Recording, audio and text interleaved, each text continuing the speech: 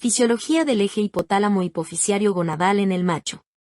Relación fisioendocrina en la producción de hormonas esteroideas y efecto hormonal en las características del macho. La respuesta sexual del macho se da también junto con la participación de sus hormonas sexuales. Los machos reciben estímulos externos, iniciando con el estímulo auditivo, los cual es para percibir las vocalizaciones y algunos sonidos que los animales perciben de las hembras que se encuentran en celo. El estímulo visual es para localizar aquellas hembras que el macho ha detectado por sus estímulos auditivos, y también a la vez el estímulo olfatorio para la percepción de las feromonas que emiten las hembras también en este estado del celo, y a la vez la función neuroendocrina que en este momento se sucede en el macho en su respuesta sexual.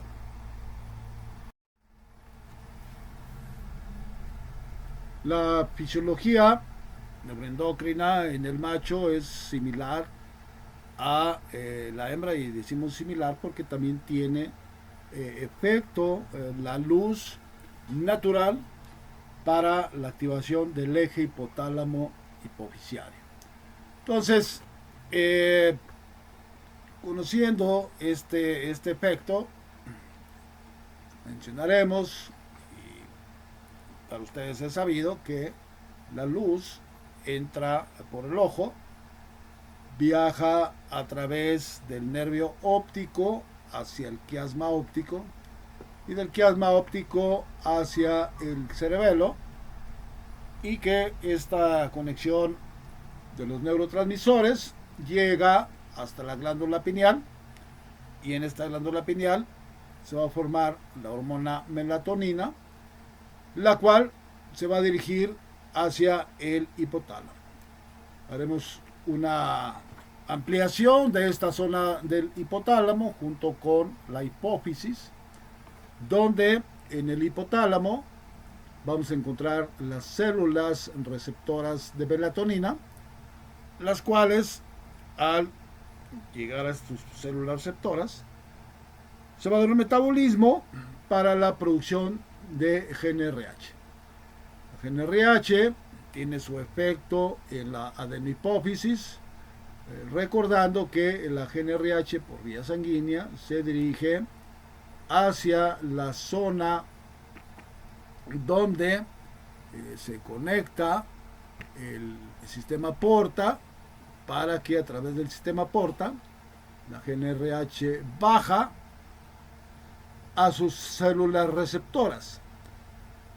Las células receptoras son células especializadas secretoras, donde la GnRH va a ser captada por las células basófilas, y las células basófilas producirán las gonadotropinas en el macho. Aquí cabe mencionar que las gonadotropinas del macho, en muchos artículos que las mencionan, la nomenclatura que está escrita en esos artículos son FSH y LH, aunque esta nomenclatura tiene una diferenciación. Incluso ha tenido críticas relacionadas con esta nomenclatura, porque habría una confusión relacionada con FSH, aunque tenga la misma estructura bioquímica, pero para mencionar exactamente cuál es el lugar donde actúan las hormonas del macho, no sería, por ejemplo, hormona folículo estimulante o la hormona luteinizante, porque pues, el macho, por ende, no tiene gónadas caracterizadas por el efecto de nomenclatura de FSH y LH. Entonces, se ha establecido que la nomenclatura real de las gonadotropinas del macho son SCSH, donde SC significa Sertoli salts, S stimulation y H hormone. Entonces, hormona estimuladora de la célula de Sertoli, recordando que la nomenclatura de la mayoría de las gonadotropinas vienen en inglés, acrónimos en inglés, y la siguiente gonadotropina es la ICSH, que significa Interstitial Cell Stimulation Hormone, u hormona estimuladora de las células intersticiales. Vamos a ver más adelante dónde se encuentran estas células y en sí mismo cuáles son las células donde realmente les vamos a llamar por su función relacionada con la producción de hormonas esteroideas. Entonces, las gonadotropinas del macho son ICSH y SSH. Veremos a continuación dónde localizamos las células donde tendrán efecto las gonadotropinas para darle una dimensión real. Bueno, lo que están ustedes observando son cortes histológicos de los túbulos seminíferos y las células, estas células que se encuentran entre los túbulos seminíferos, ¿sí? Son células, como pueden ver aquí, son células grandes, intercaladas, y por eso se le llaman células intersticiales. Aquí vemos las células intersticiales, aquí vemos las otras entre los túbulos seminíferos, que tienen una relación directa con las células de los bordes del tubo seminífero, que son las células de Sertoli, y tienen una comunicación por medio de la membrana basal. Entonces, las células de Leydig son estas células intersticiales para definir realmente que en estas células de Leydig son las que van a producir las primeras hormonas esteroideas, y en el borde del túbulo seminífero, las células más grandes que observan son las células de Sertoli. Entonces, por lo tanto, ICSH va a actuar sobre las células de Leydig y la SCSH va a actuar en las células de Sertoli.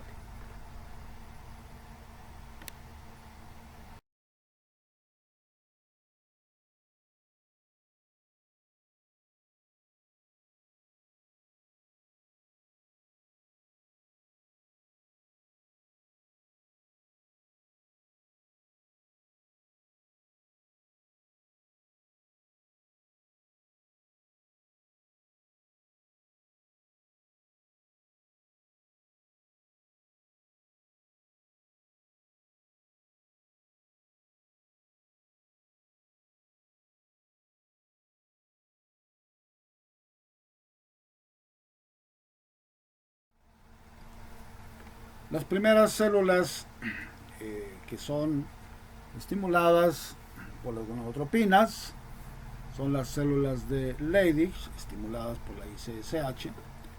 Y vamos a hacer un zoom de una célula de Leydig con todos sus elementos anatómicos en el citoplasma, los núcleos, ribosomas rugosos, los lisos, las mitocondrias, el aparato de Golgi, centrioles, etc. Entonces, vamos a ver cómo es que se forman las hormonas esteroideas, las primeras hormonas esteroideas en las células de Leydig. Entonces, en la membrana celular de estas células de Leydig va a llegar un componente bioquímico procedente del riñón, que es el colesterol 27, y en la membrana celular vamos a encontrar también la gonadotropina ICSH, las cuales van a tener una conexión metabólica para producir una molécula final llamada acetato de colesterol.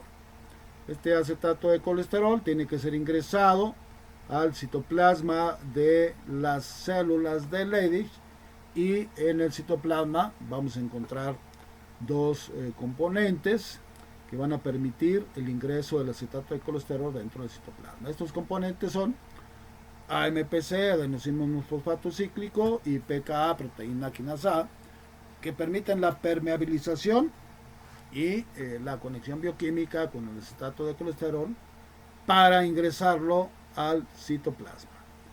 Una vez que el acetato de colesterol se encuentra dentro de las células del Leydig, vamos a encontrar una enzima que va a reconocer a este acetato de colesterol. Esta enzima es STAR o Steroidogenic Acute Regulatory o enzima reguladora de la esteroidogénesis, la cual va a enlazar el acetato de colesterol y lo va a ingresar dentro de la mitocondria. Dentro de la mitocondria se va a producir un proceso de esteroidogénesis que junto con la molécula de colesterol van a producir las dos primeras hormonas esteroideas, que son la progesterona y la testosterona.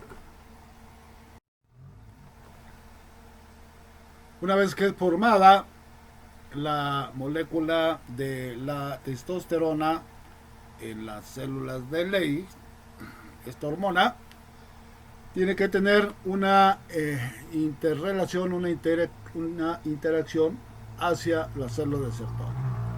Por lo tanto, bueno, hacemos un zoom también de una célula de Sertoli con todos los elementos estructurales que la componen, donde vamos a ver que la participación también de la hormona SCSH tiene que ver con todo lo que es el metabolismo al momento de ingresar la testosterona, y que para que pueda ingresar, pues también necesitamos la participación de la molécula AMPC para la permeabilización de la membrana celular, pero aquí vamos a encontrar la acción de una proteína llamada ABP, que significa Androgen Binding Protein o proteína ligadora de andrógenos, que al momento de localizar a la testosterona y al momento de que se tiene la permeabilización o apertura de la membrana celular, esta ABP va a ligar todos los andrógenos que componen la testosterona.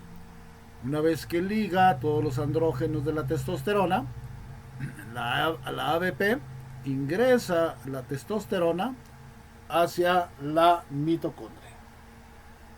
El metabolismo que sucede aquí, su metabolismo también esteroidogénico, es para que se produzca la tercera hormona esteroidea, que son los estrógenos. Los estrógenos tienen una participación importante para que se mantenga el metabolismo activo de las células de Sertoli. Esto va a permitir que las células de Sertoli tengan una comunicación directa a través de un AR mensajero para activar las espermatogonias y se desarrolle el proceso de la espermatogénesis. Una vez que se produce esta interacción entre las células del Leydig y las células de Sertoli, la producción de la actividad de las gonadotropinas, la ICSH en su efecto sobre las células del Leydig para producir testosterona, y la SCH en su efecto en las células de Sertoli para la producción de la gametogénesis, mientras el animal, o mientras el macho está activo sexualmente, seguirá produciendo testosterona, y a esto le denominamos feedback positivo.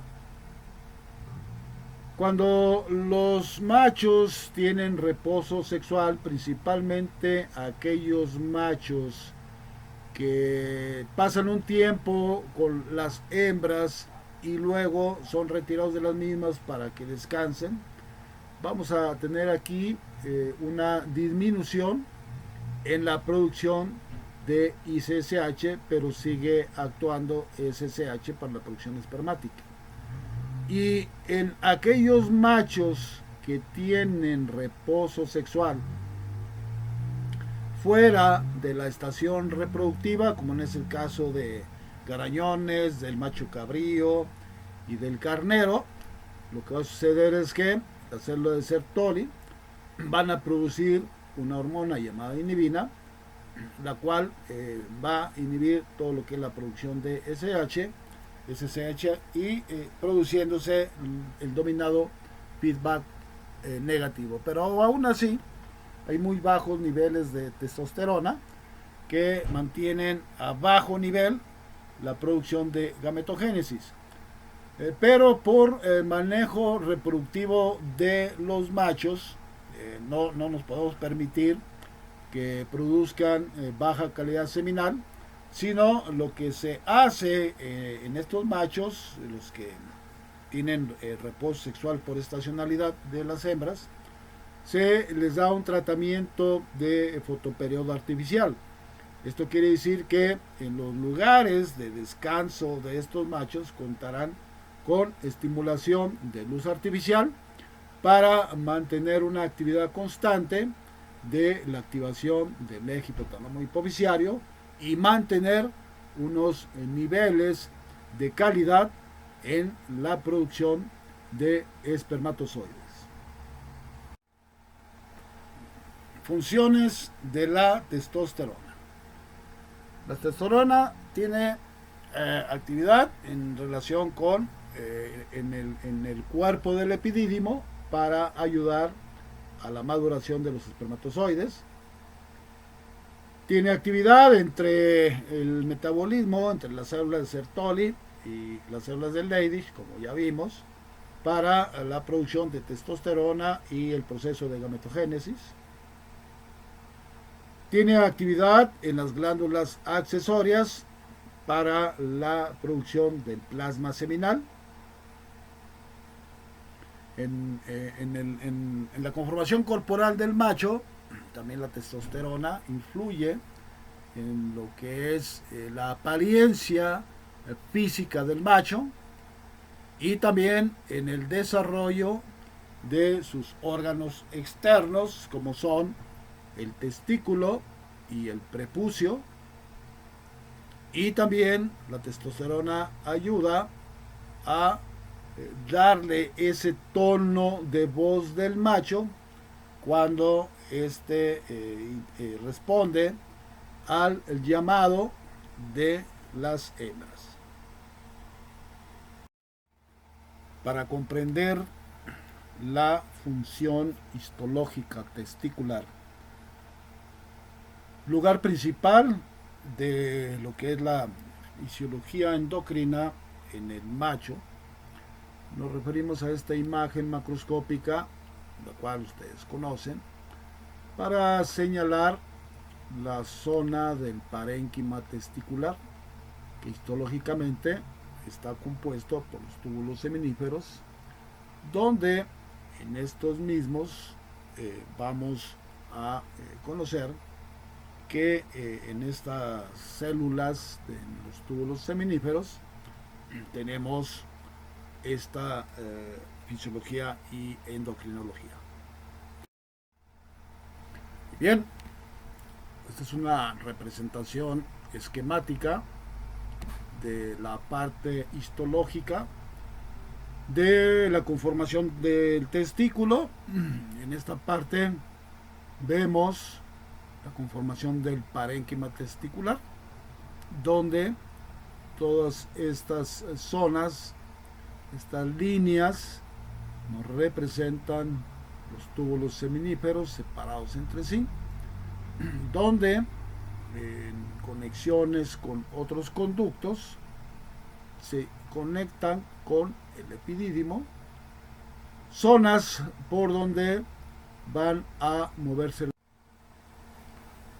El proceso de espermatogénesis inicia cuando se da la diferenciación sexual en el macho al formarse los conductos mesonéfricos de Wolff.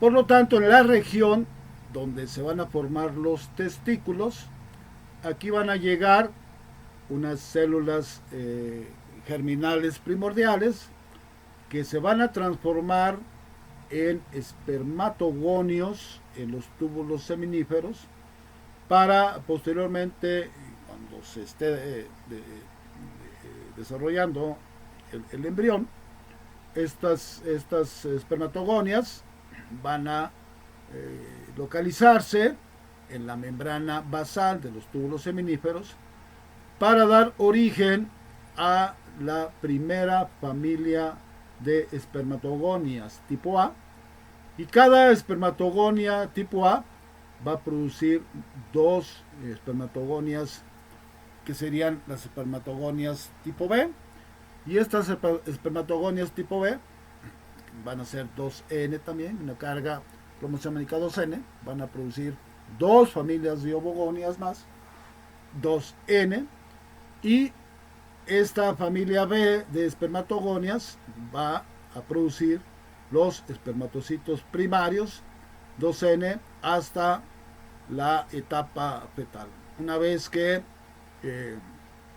nace el macho y llega a la pubertad, se dará la primera división meiótica, donde estos espermatocitos primarios se van a transformar en espermatocitos secundarios, ya son tipo 1N, ya nada más la mitad de la carga genética, y estos espermatocitos primarios van a desarrollar la segunda división meiótica, meiótica, para transformarse en espermátidas 1N también, y estas espermátidas, por sus propias estructuras internas, se van a transformar y dar la morfología de los espermatozoides. Bien, en esta imagen vamos a ubicar el proceso de la espermatogénesis en cada una de sus fases, conociendo que los espermatogonios se localizan en la membrana basal, se van a convertir en la primera familia de espermatogonias tipo A, las cuales por mitosis van a producir las espermatogonias tipo B, 2N, las cuales se encuentran adelante de la membrana basal, y también en la última división por mitosis van a producir los espermatocitos primarios. Al proceso de formación de los espermatocitos primarios se llama espermatocitogénesis. Y recordando que estos espermatocitos primarios van a sufrir la primera meiosis para producir los espermatocitos secundarios, y por una segunda meiosis estos espermatocitos secundarios se transforman en espermátidas con la participación ya de la gonadotropina SSH, y vamos a ubicar las espermátidas 1N. Aquí todo lo que ven aquí en el borde del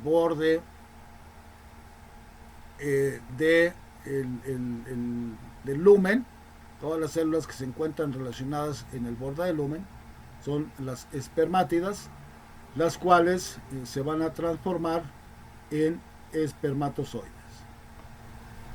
La fase de la transformación de las espermátidas en espermatozoides se denomina espermiogénesis, donde vamos a ver cada una de las estructuras de la espermátida, qué morfología conforma el espermatozoide. Vamos a iniciar con el aparato de Golgi.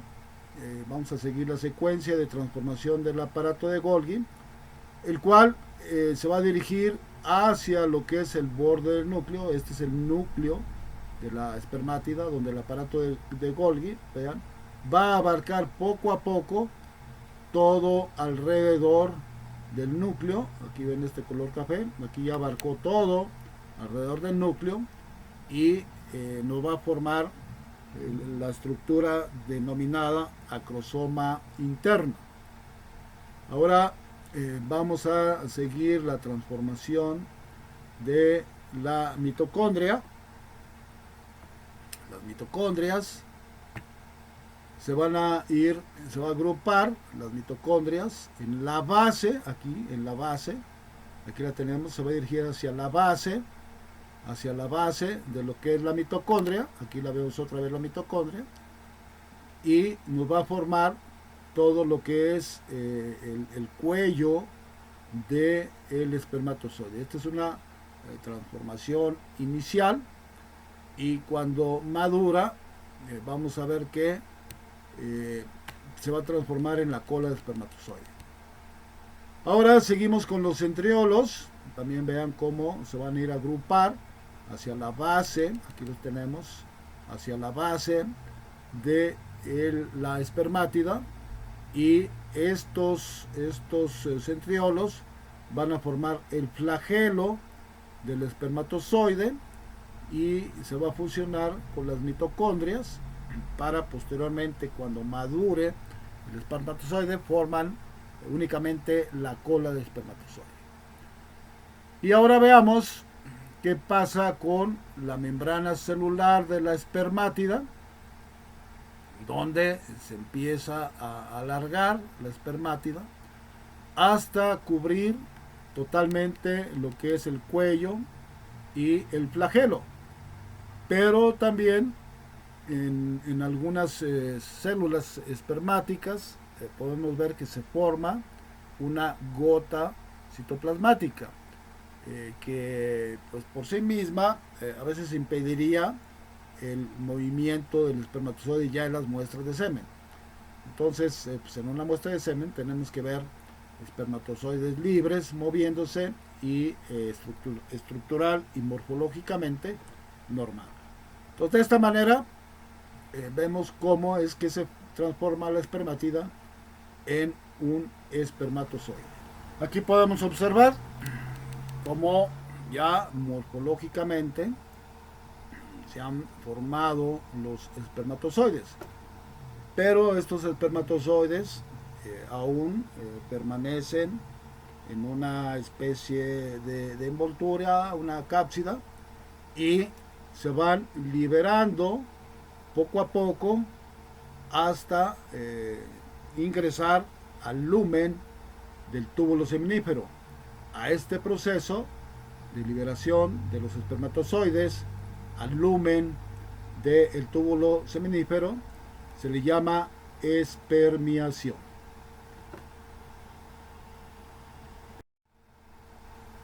Cuando es liberado el espermatozoide en el lumen de los túbulos seminíferos, vamos a señalar cuáles son los túbulos seminíferos primero, para ver por dónde tiene que circular los espermatozoides.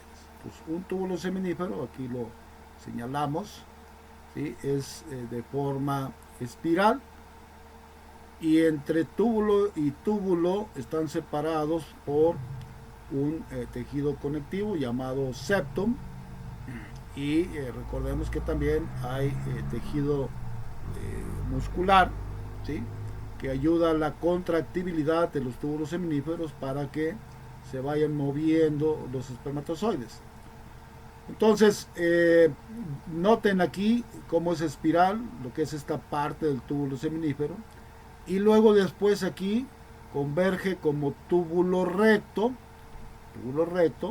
para conectarse los túbulos rectos de cada túbulo seminífero con la denominada red de testis. Entonces vamos a ver cuáles conductos, qué número de conductos conforman el sistema de conductos excretores. El primero de ellos es el túbulo seminífero. El segundo conducto excretor son los túbulos rectos. El tercer conducto que transporta espermatozoides es la red de testis. Y noten que en esta parte de la red de testis, ¿sí?, hay otros túbulos, también espirales, que se conectan con la cabeza del epidídimo. Toda la red de testis se conecta por medio de túbulos eferentes con la red de testis, que serían el número 4 como conducto excretor, y el epidídimo por sí mismo es el quinto conducto excretor. Y en esta zona del epidídimo, lo que es la cola del epidídimo, aquí se van a concentrar la mayoría de los espermatozoides, porque aquí vamos a encontrar moléculas de testosterona que van a ayudar a la maduración de los espermatozoides. La maduración se da con la consolidación de los acrosomas interno y externo y la fusión de lo que fue el cuello y el flagelo formando una sola cola, y en este momento adquiere más movimiento el espermatozoide.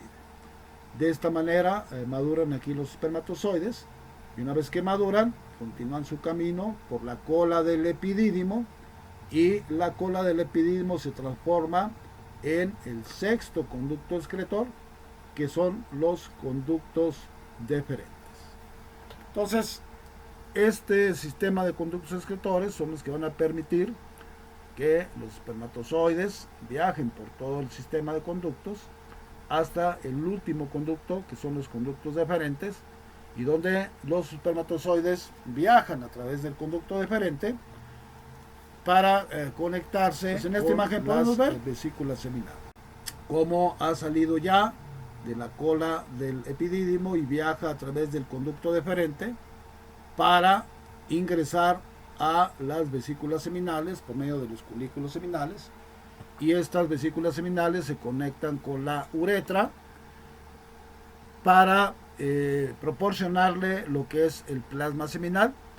Los espermatozoides se combinan con el plasma seminal formando lo que es el semen. Una vez formado el semen, pasa a través de la uretra prostática hasta llegar a las glándulas vulvouretrales o de Cooper, donde aquí se localiza una cavidad que es la crura prostática, que va a almacenar todo el semen producido.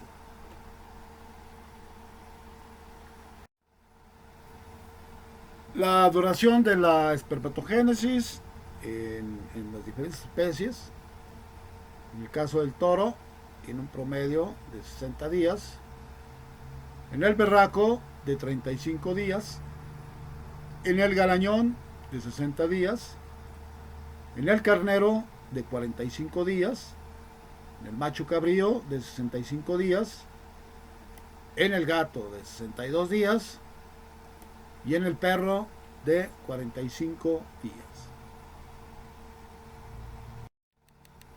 Bien, aquí observamos la muestra seminal de un perro, donde vamos a tratar de establecer dos elementos principales, que es la cantidad o porcentaje de motilidad de la muestra, y que en este caso es el único interés de observación, aunque fijándonos en la muestra podemos observar algunos espermatozoides no desarrollados con poco movimiento.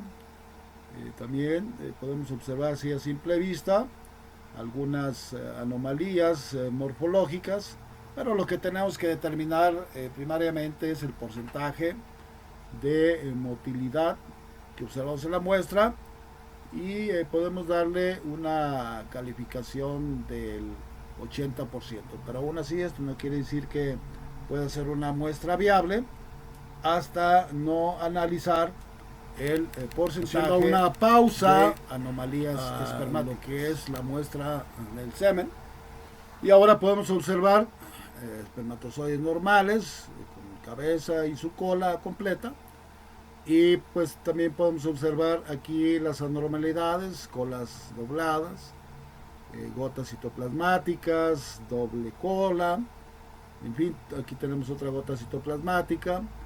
Y lo que tenemos que referirnos para sacar el porcentaje de anomalías lo tenemos que hacer con instrumentos de medición milimétrica para observar bien todas estas anomalías. Uno de estos instrumentos que más se utiliza por su accesibilidad es la cámara de Neubauer, donde podemos determinar el porcentaje y también lo que sería hacer un conteo espermático de la muestra.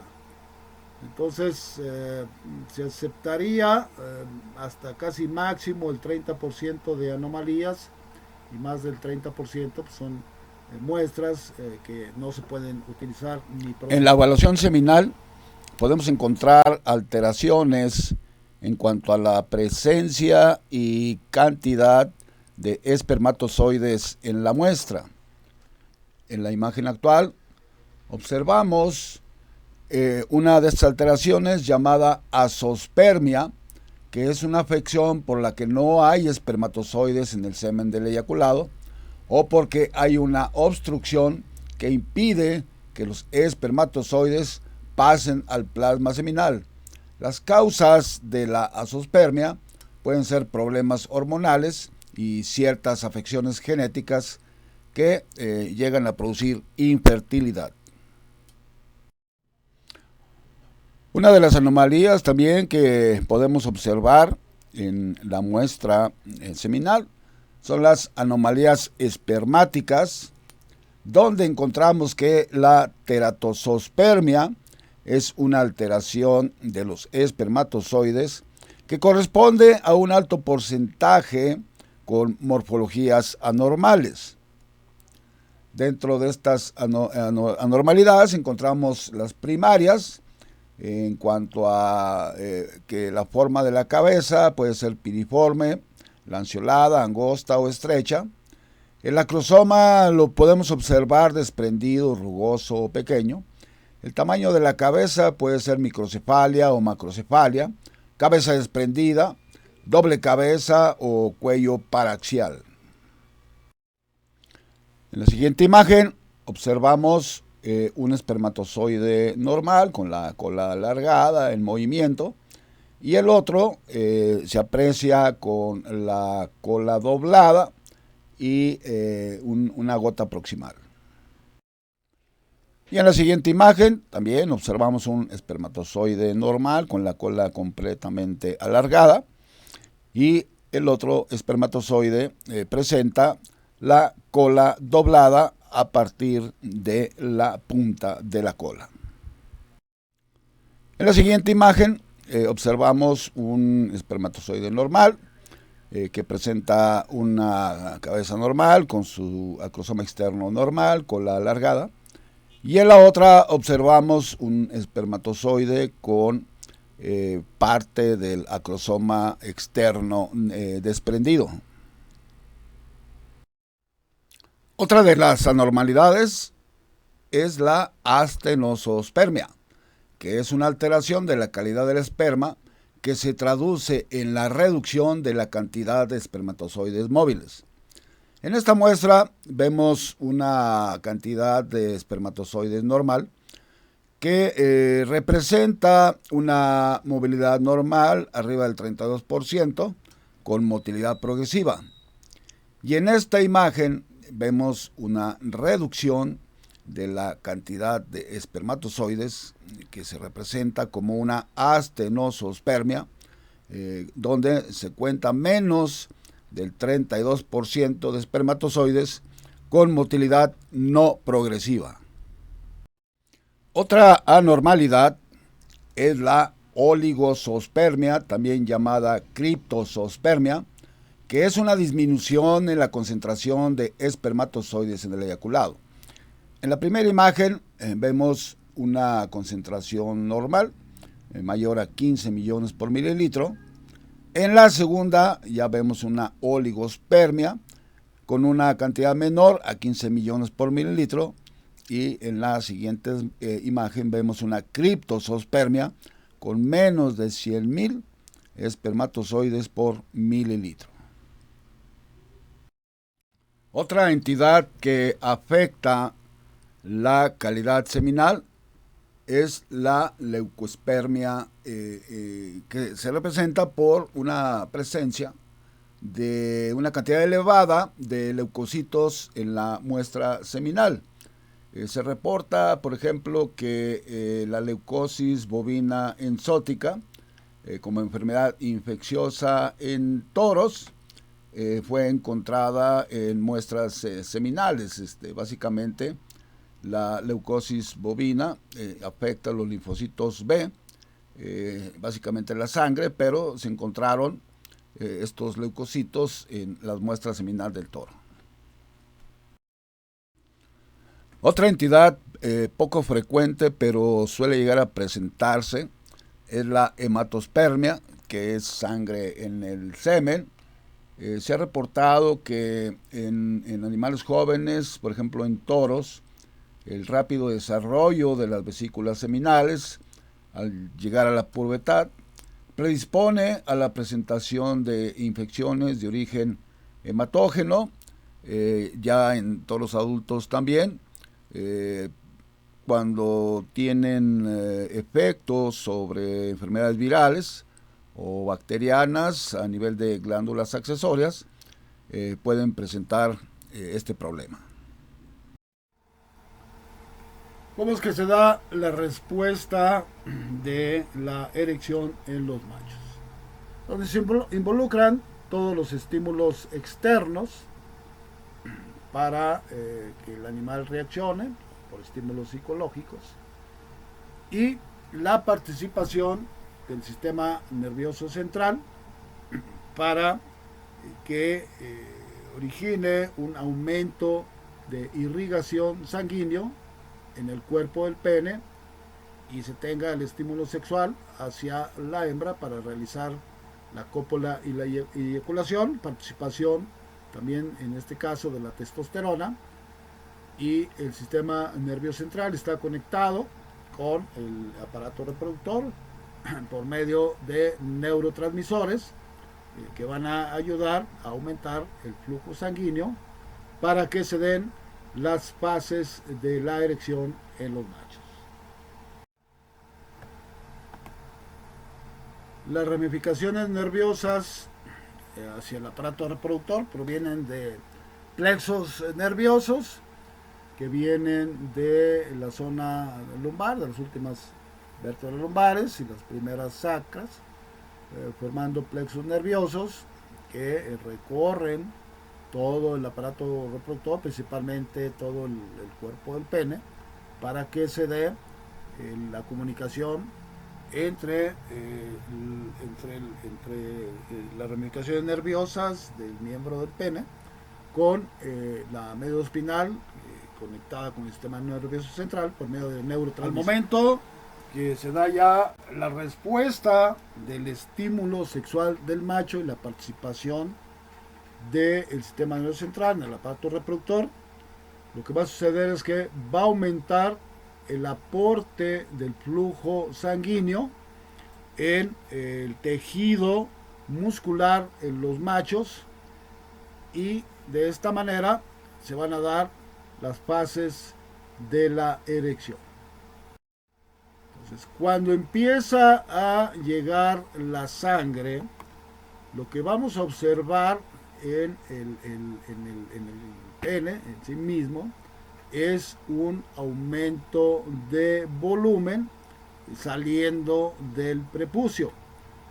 Anatómicamente, recuerden que los machos de tejido fibroelástico únicamente aumenta el volumen y se extiende el pene por el prepucio, y en el caso de los machos con tejido muscular vascular, este tejido aumenta de volumen pero crece en longitud el pene cuando se da la primera fase de la erección.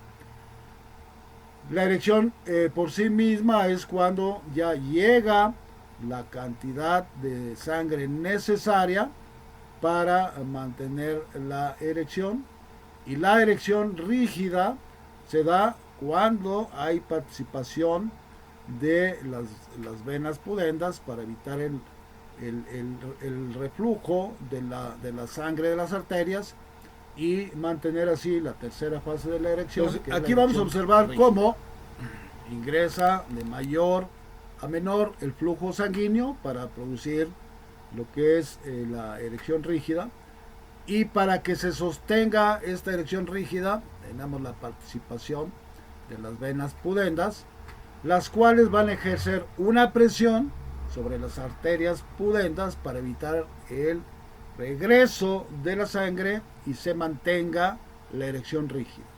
Posterior a la eyaculación, las venas pudendas dejan de ejercer presión sobre las arterias pudendas y ya tenemos el reflujo sanguíneo y también lo que es ya la relajación del pene post-cópula.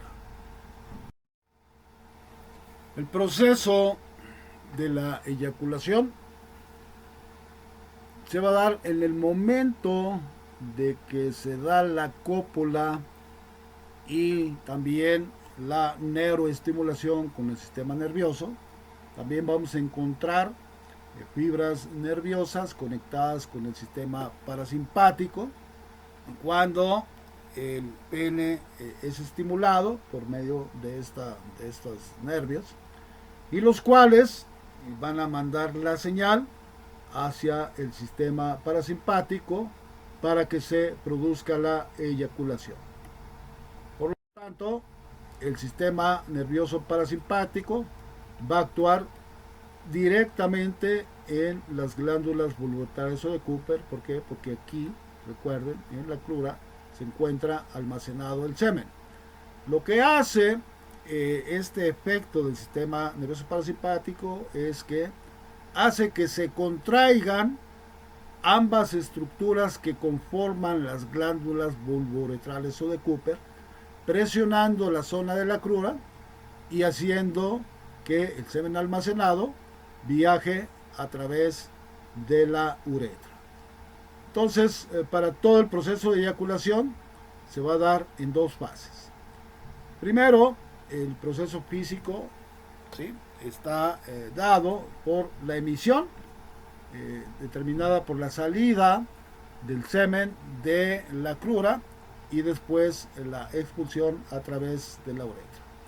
La emisión es el primer mecanismo e involucra la deposición del líquido seminal desde los conductos deferentes, las vesículas seminales y la glándula prostática a la uretra posterior. La uretra posterior es el último tramo de la uretra, y que en el caso de todos los machos es la salida a través del glande. Y la segunda fase, que es la expulsión del semen, la eyaculación por sí misma, que incluye el cerrado del cuello de la vejiga. Aquí está el cuello de la vejiga, se cierra para evitar ese reflujo del semen hacia la vejiga. Contracciones rítmicas de la uretra se contrae para permitir la salida rápida del semen, y una relajación intermitente del esfínter externo de la uretra. Esta relajación intermitente podemos observarla en los machos, en la parte posterior, donde vamos a observar contracciones intermitentes del ano, que tienen que ver con esta relajación externa de la uretra. Cuando se está relajando intermitentemente el ano, no se relaja, se contrae intermitentemente, en ese momento el macho está eyaculando.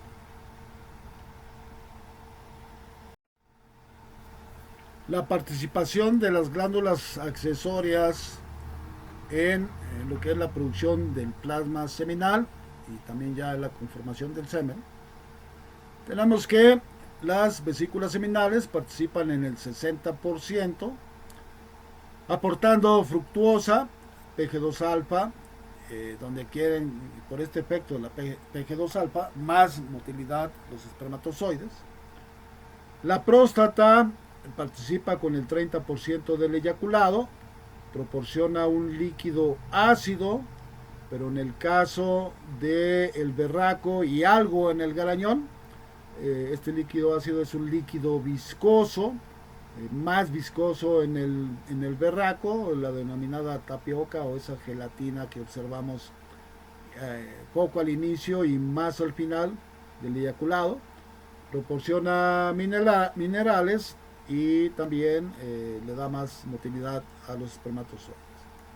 Y las glándulas vulvouretrales o Cooper participan en el 10% del eyaculado, limpian la uretra, lubrican a la vez también la uretra y por ende almacenan el semen. La respuesta sexual del macho tiene que ser valorada por medio de su aptitud y capacidad reproductiva en 4 fases. La primera fase es el líbido, el interés de la hembra al macho, y que el animal responda sexualmente por medio de la erección y que el animal a la vez realice la cópula y posterior eyaculación, y también evaluar la capacidad fertilizante del macho, dejando preñadas a las hembras. En el caso del berraco, la valoración del líbido, erección, cópula y eyaculación tiene que ver con el interés constante del macho hacia la hembra, y que dentro del cortejo el macho se acerque a la parte posterior de la hembra para olfatear y libar la vulva, y que también el macho, por medio del tacto que se encuentra en su nariz, empiece a tener un contacto con la hembra, tanto para estimular a la hembra, para que le permita, por medio del reflejo de inmovilidad, poder copularla. En el caso del toro, los toros, recordemos que su sensibilidad, su tacto se encuentra en la barbilla. Puede colocar su barbilla en el lomo o en la grupa y sentir que la hembra va a permitir ser montada y copulada. Pero también a veces los machos se acercan a la parte posterior de la hembra para olfatear, percibir feromonas y ver esto, lo que es el reflejo de flemen. Es parte de la valoración del líbido aquí en los toros. Una vez manifestado estos signos, ahora el macho va a intentar copular. Observar también la cantidad en centímetros de la salida del pene del prepucio, que debe ser aproximadamente unos 30 centímetros, para poder realizar bien la cópula y la eyaculación. En el caso del garañón, el macho, aún sin tener contacto con la hembra, percibe a distancia las feromonas emitidas por la hembra, y el macho inmediatamente, su respuesta sexual es ya llegar con la erección, y posteriormente en el cortejo establecer el contacto, el olfateo vulvar y la expresión del reflejo de flemen. Noten, como parte de un manejo reproductivo isotécnico, inmovilizar las extremidades posteriores para evitar cualquier accidente que pueda originar en la muerte incluso del macho. Por eso hay que inmovilizar el tren posterior, porque principalmente las hembras primerizas se tornan nerviosas en su primer contacto sexual. Entonces, checar también que el macho realice lo que es la cópula para que se dé la eyaculación. Principalmente en hembras primerizas con machos primerizos, cuidar siempre todo lo concerniente a este evento. En el caso de el carnero y macho cabrío, el cortejo también se da con un contacto, donde el tacto principalmente en el carnero y macho cabrío se da con las extremidades anteriores. Ahorita van a notar ustedes cómo, ahí se ve cómo patea las extremidades posteriores de la hembra para asegurarse de su reflejo de inmovilidad y que pueda montar a la hembra. Los machos, los carneros son más pasivos en lo que es la cópula y eyaculación, y los machos cabríos tienen mayor líbido, incluso les dedican más tiempo en el cortejo hacia las hembras, pero son más activos, más efusivos que los carneros. En el caso de los perros, pues también como parte del cortejo, identificación de las hembras que ya se encuentran en la fase del ciclo estral en estro. También los machos buscan la parte posterior, lo que es el olfateo y libado vulvar, hasta que la hembra se mantiene quieta con el reflejo de inmovilidad para que el macho pueda copularla y se lleve a cabo la eyaculación. En el caso del gato, bueno, para muchos de ustedes es conocida esta imagen. Las hembras muestran lo que es la posición de lordosis para aperturar sus extremidades posteriores lo más amplio que puedan, para que el macho pueda copularlas. El macho tiene que morder el cuello de la hembra para controlarla y que pueda permitirle realizar la cópula y eyaculación. Vamos a ver más adelante los tiempos en que dura cópula y eyaculación, pero en el caso de gato hay una particularidad donde pues, al terminar la eyaculación y soltar a la hembra, el macho tiene que correr porque pues, va a ser agredido por la hembra. Entonces, acorde al tiempo de cópula y eyaculación, vamos a definir qué machos son de población corta, como es el toro, lo que es el carnero y macho cabrío, y el gato. Son de copulación corta. ¿Por qué? Porque no dura más de 5 segundos cópula y eyaculación. Los machos con cópulas largas son el perro y el berraco, que en promedio puede durar 20 minutos el tiempo entre cópula y eyaculación. Y en el caso del garañón es de cópula intermedia, ya que en promedio dura 1 minuto la cópula eyaculación. El volumen seminal promedio en los machos reproductores está determinado por la edad. Las cifras menores corresponderían a machos jóvenes y las cifras mayores corresponderían a los machos adultos. Donde en el caso del garañón podemos observar en machos jóvenes de 50 mililitros y en machos adultos de 100 centímetros cúbicos y pueden llegar incluso hasta 120 centímetros cúbicos. En el caso de los toros, las variaciones son 5 centímetros cúbicos para machos jóvenes y 9 centímetros cúbicos para machos adultos. En el caso del carnero y macho cabrío, oscila entre el 1 centímetro cúbico para jóvenes a 1 centímetros cúbicos para machos adultos. En el caso del berraco, sí hay algo de variación, va incluso acorde a la genética de los machos, donde encontramos variaciones desde los 200 centímetros cúbicos hasta los 600 centímetros cúbicos. En el caso de los perros, con la variación de las razas, chicas, medianas y grandes, encontramos desde los 2 centímetros cúbicos hasta los 30 centímetros cúbicos.